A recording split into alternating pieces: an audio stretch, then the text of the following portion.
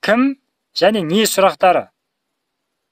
Кім және не деген сұрақ қою үшін мән және мә деген сөздерді қолданамыз. Кім деген сұрақты қою үшін мән деп қолдансақ, не деген сұрақты қою үшін мә деп қолданамыз. Мысал келтіре кетсек. من هذا؟ Бұл кім? هذا عباس. Бұл Аббас. من هذه؟ Бұл қыз кім? هذه مريم.